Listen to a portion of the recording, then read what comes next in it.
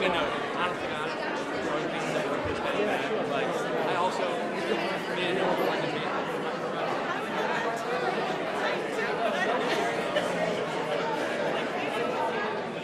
I'm happy to give you my phone number.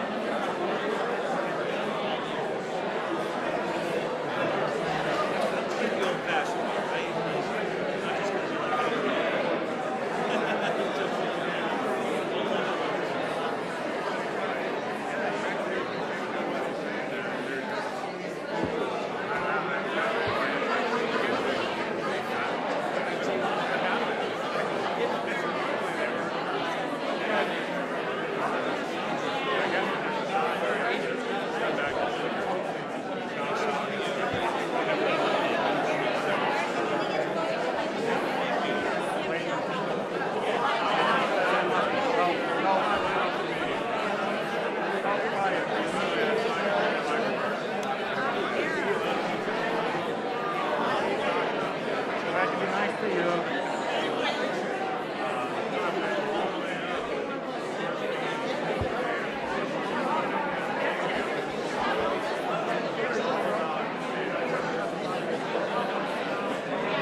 I didn't work one time. Lost my skills, man.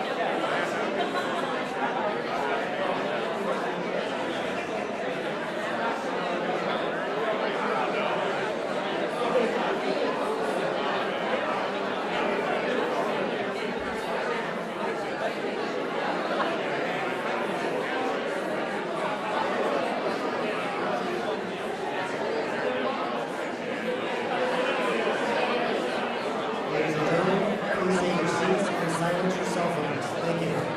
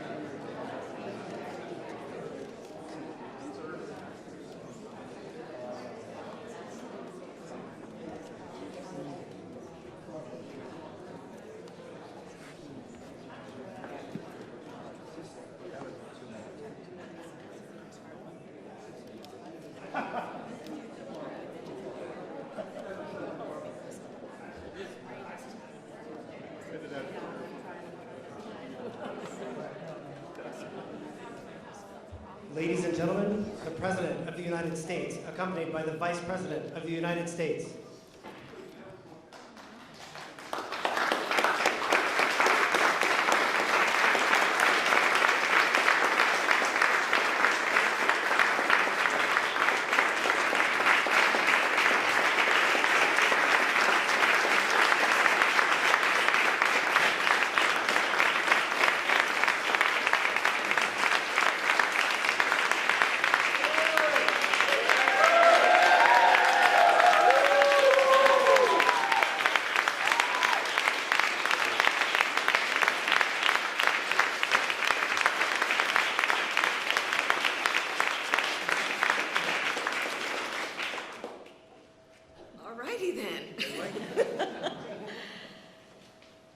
Good afternoon, everyone. Good afternoon. Let me start by saying to all of the leaders here, thank you. Thank you. To the members of our United States Congress on both sides of the aisle who helped pass the COVID-19 Hate Crimes Act, thank you.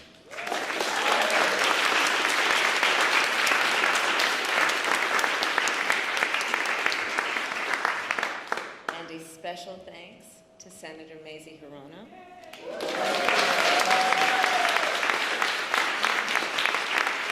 and Congresswoman Grace Meng,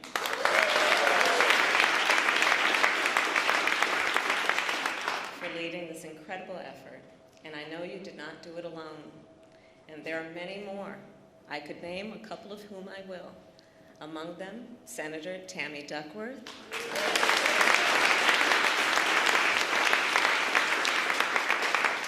Senator Richard Blumenthal,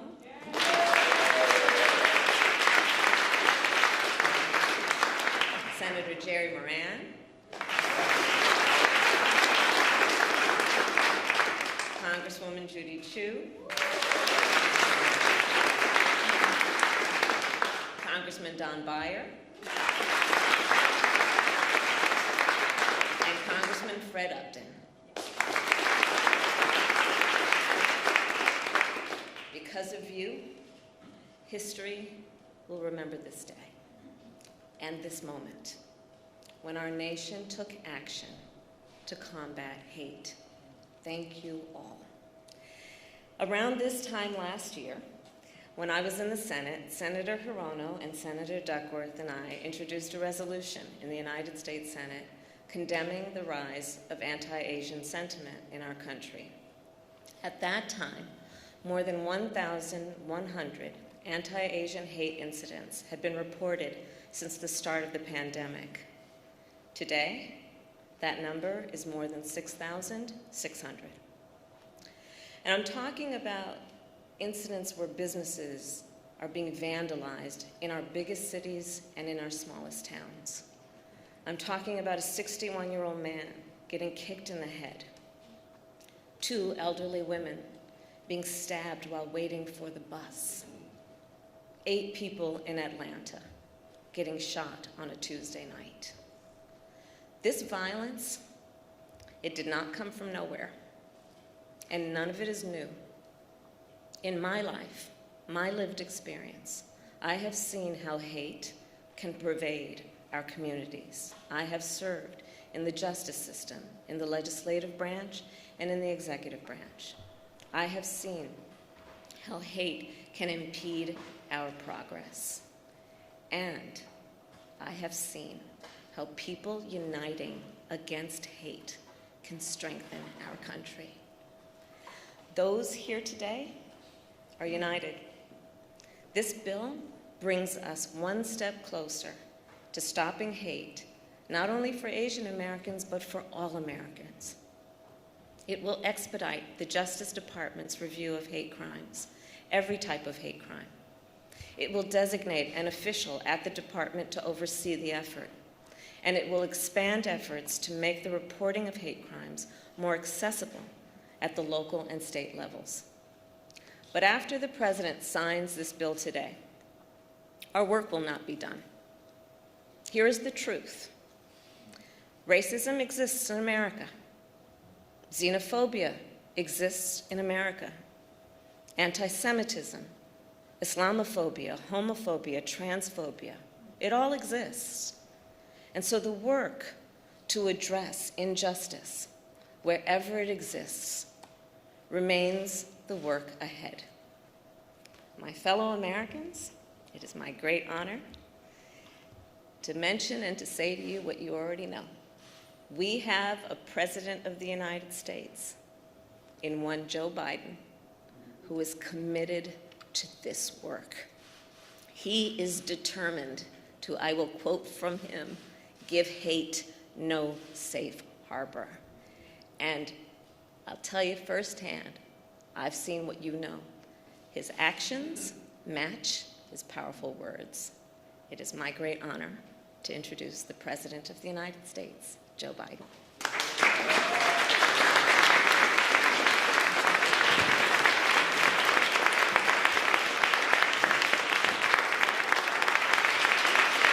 Thank you.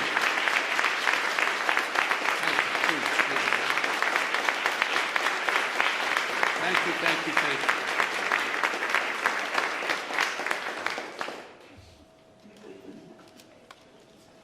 Susan, progress is possible. We're moving. Good afternoon, everyone.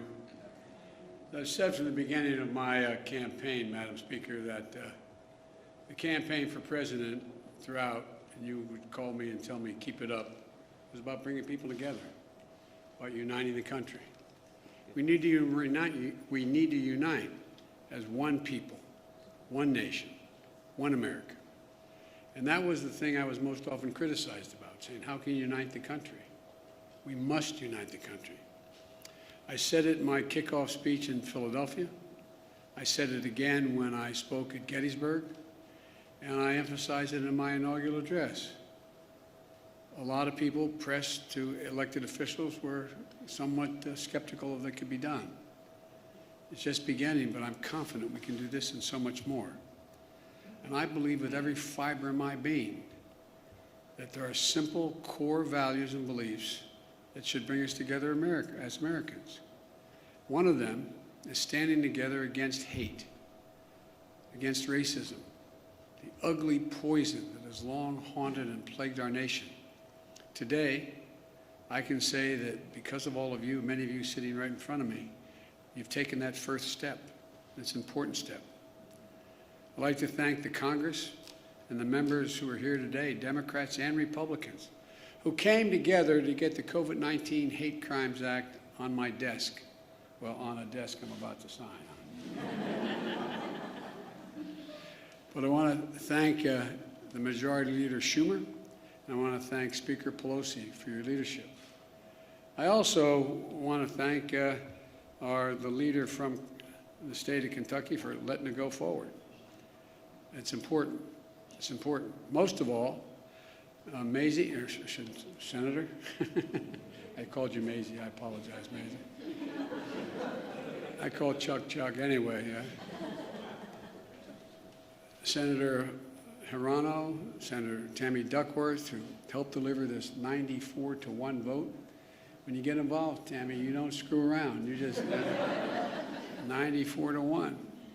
State Representative Grace Meng and Judy Chu, who helped deliver a 364 to 62 vote in the House of Representatives. That's incredible. I also want to thank, as I said, Republican members in Congress for their leadership, including Senator Moran and Senator Collins. I also want to thank as I said, to all of the folks, all the people here today who are involved, and those of you, whether you're in the Congress or not, supporting this effort. I say thank you, thank you, thank you. We got a lot more to do. But we simply haven't seen this kind of bipartisanship for much too long in Washington. You're showing that our democracy can work and deliver for the American people. Just days after the mass shooting in Atlanta area, the Vice President Harris and I, we went down to Atlanta to meet with Asian Americans. and the community across Georgia. It was a raw and emotional visit we had. We heard about their pain, their fear, anger, and all that existed in the community, and the feelings were about those feelings that they felt invisible, not seen. We heard how too many Asian Americans have been waking up each morning this past year genuinely fearing for their safety, just opening the door and walking down the street, and safety for their loved ones. The moms and dads, when they let their kids out the door to go to school, were worried. Attacked, blamed, scapegoated, harassed during this pandemic. Living in fear for their lives, as I said, just walking down the street. Grandparents afraid to leave their homes, even to get vaccinated, for fear of being attacked. Small business owners targeted and gunned down. Students worried about two things: COVID-19 and being bullied. Documented incidents of hate against Asian Americans has seen a shocking spike, as the Vice President has outlined at the front of her comments, let alone the ones that have never been reported. Gut-wrenching attacks on some of the most vulnerable people in our nation, the elderly, low-wage workers, women, brutally attacked simply by walking outside or waiting for a bus. Asian American women suffer twice as many incidents of harassment and violence as Asian American men. And the conversation we had in Atlanta is one we're hearing all across the country, that all of this hate hides in plain sight. It hides in plain sight. And too often, it is met with silence. Silence by the media, silence by our politics, and silence by our history. For centuries, Asian Americans, Native Hawaiians, Pacific Islanders, diverse and vibrant communities have helped build this nation, only to be often stepped over, forgotten, or ignored. Lived here for generations, but still considered by some the other. It's wrong. It's simply, to use the phrase, it's simply un-American. My message to all of those of you who are hurting is, we see you. And the Congress has said, we see you. And we are committed to stop the hatred and the bias.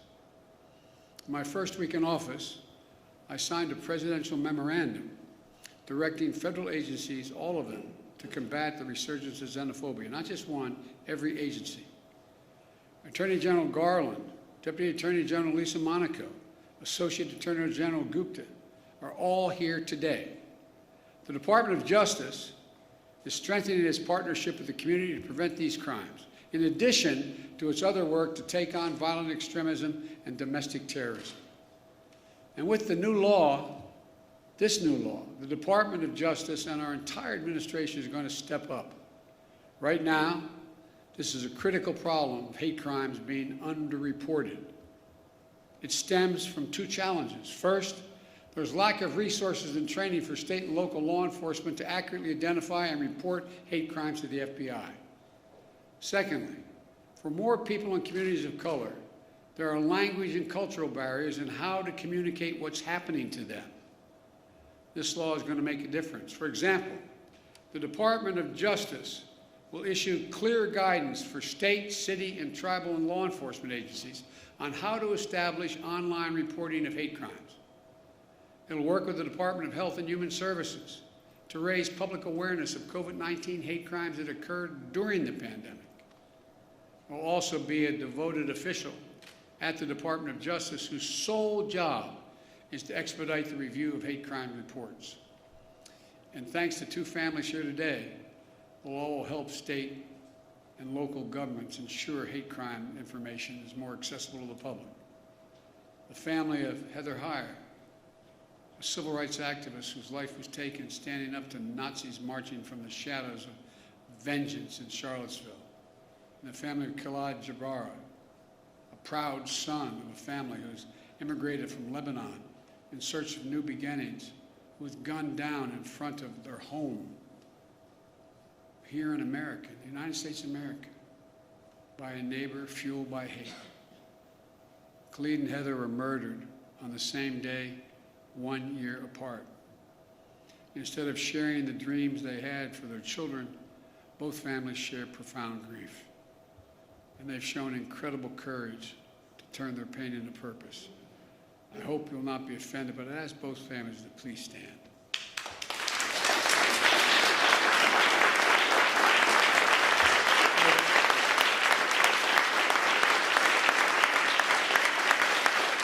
I want to thank you. I want to thank you for being here, because I know it's hard. No matter how celebratory it is, a law is being changed. When you have to show up at something memorializing your family, it's like you got the news 10 seconds ago.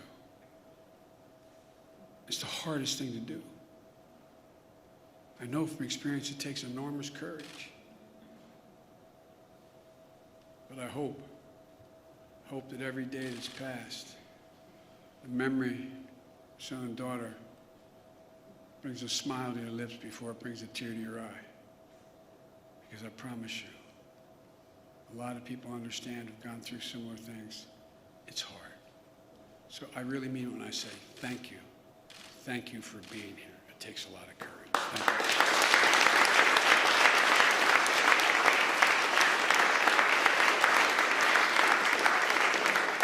Because of you, the amendment named in honor of Khalid and Heather is now law to make sure that hate crimes are more accurately counted and reported, and hopefully leading to a continued focus on ending these crimes.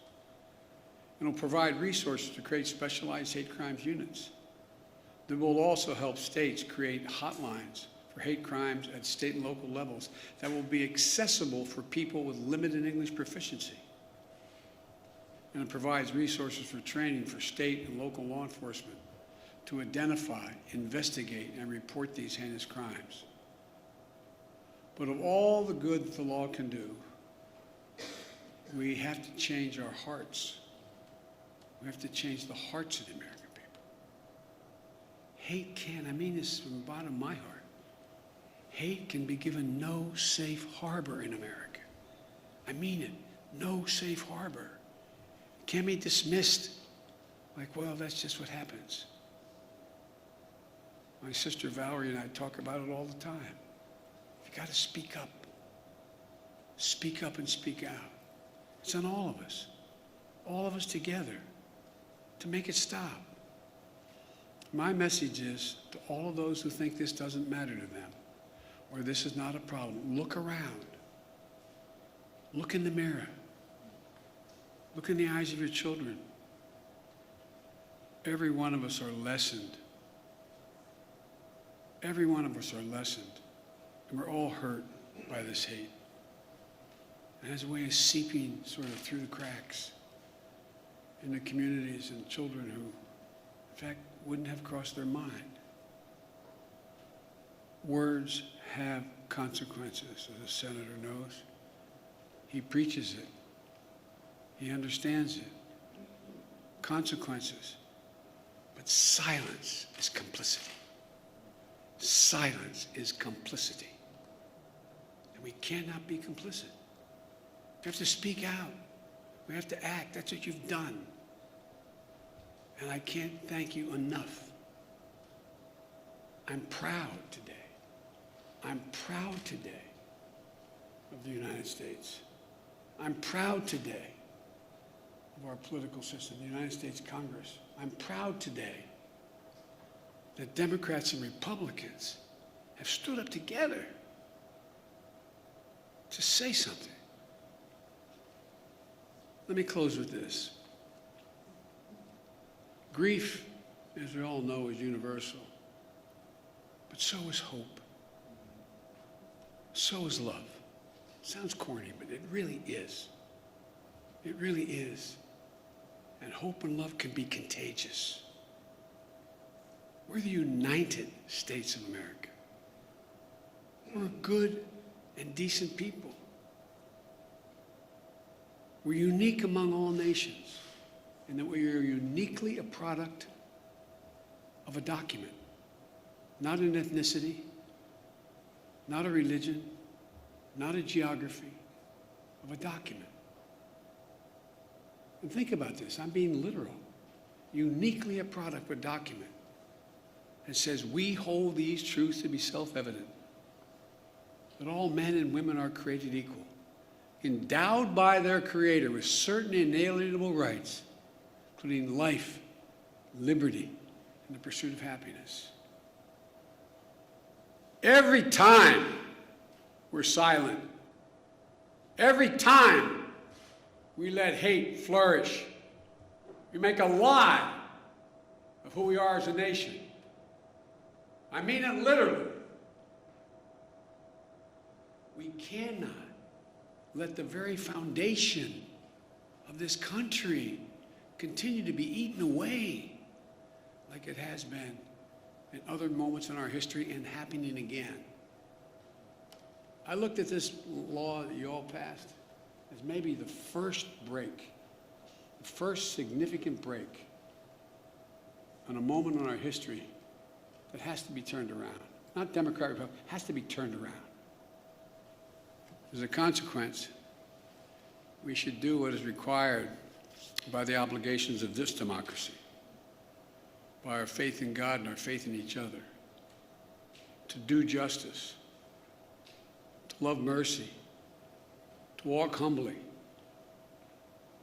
and as fellow human beings and fellow Americans, remember,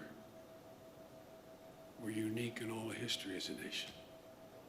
This is the United States of America, for God's sake. And God bless you all, particularly those who push this through and continue to push it. Now I'm going to sign this bill, which is a great honor. I don't know who's calling, but tell them we're busy.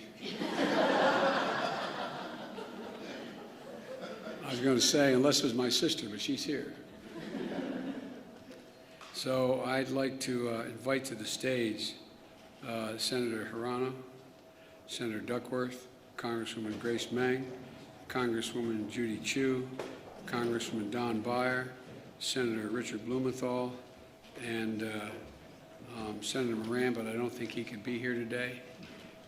Actually, I should put the table down the middle of all of you and sign it down there. But thank you, thank you, thank you.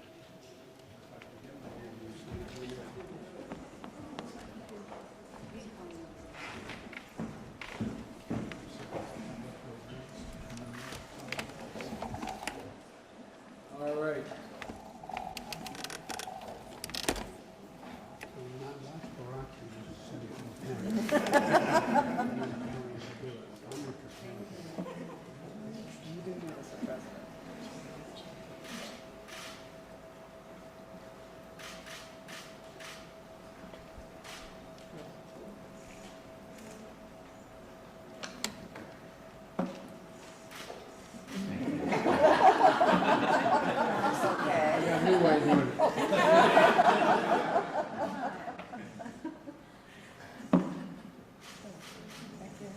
Oh, there you go, sorry. Thank you. Congratulations to you all.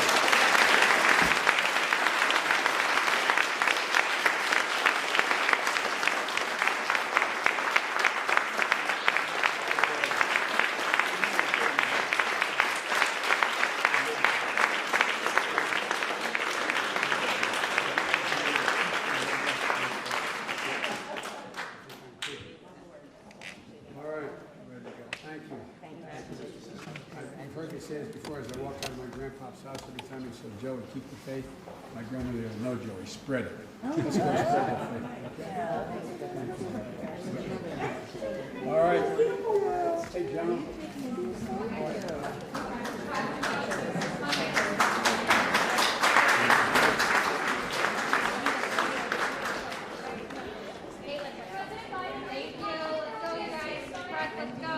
Ladies and gentlemen, please remain seated while the President and the Vice President depart. Thank you.